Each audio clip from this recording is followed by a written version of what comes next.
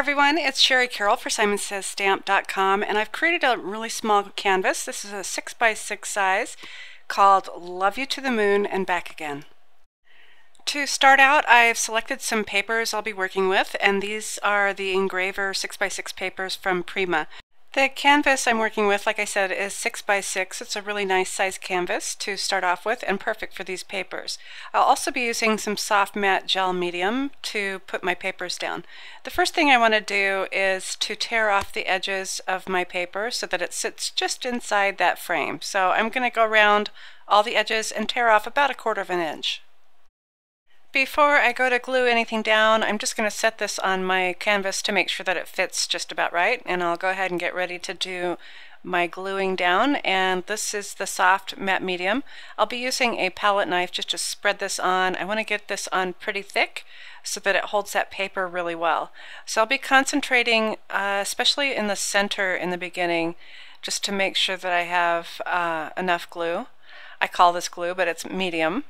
And if you can remember that medium is a glue and a sealant, that'll help you out in all your mixed media projects. So I'll go ahead and just spread this out until I have a really nice even coat, and then I'll go ahead and lay my papers down.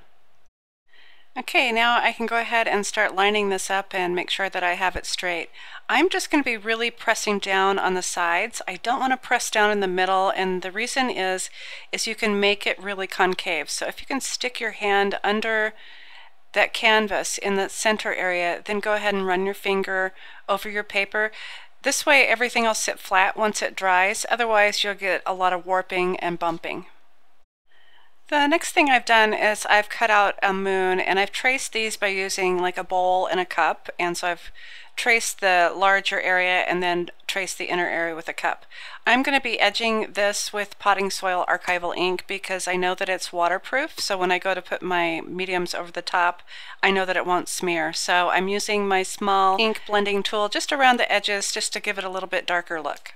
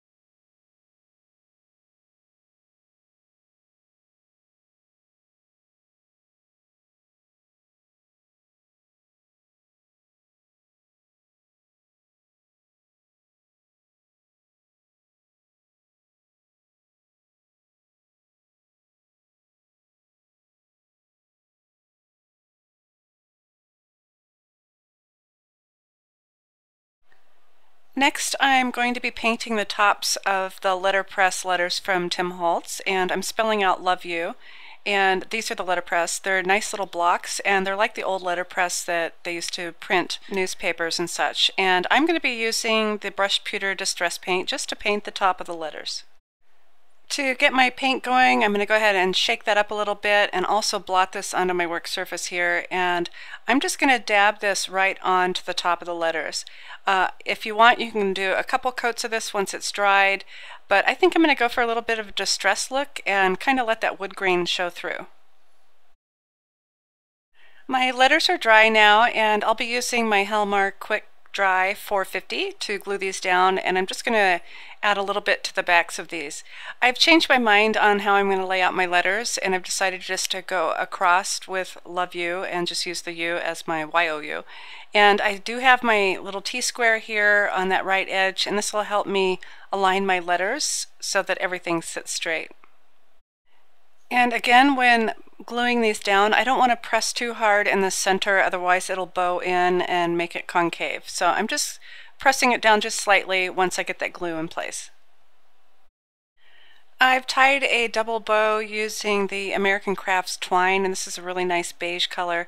And I've left the strings of my bow really long. I'm going to be adding some stars to those, but again, I'm just using my Helmar. You could also use your glossy accents to hold that in place. And I'm going to be adding a couple of Prima flowers just to the center of that bow. So I'll just put a little bit on the back, put that in place, and go ahead and place both of those flowers down.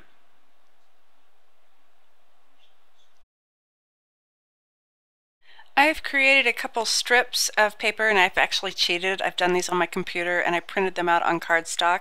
But these will say "to the moon and back again," and this is something I've always told my kids, is that I love you to the moon and back again. So I've put a little bit of foam adhesive on the backs of these, and I'll just kind of put them on there cattywampus to give it a little imperfect look. I have die cut some stars from the bundle of Stitch Shapes die set.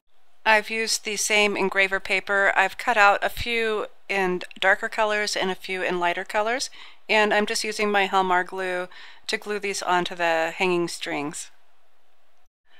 I think this will be a really fun look to have something hanging down from the canvas instead of keeping everything within the canvas.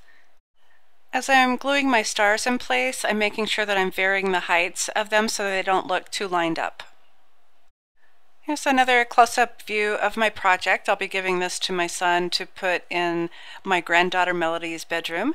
And I hope I've inspired you to use some of your products and create a mixed media project for your home. Thanks for watching.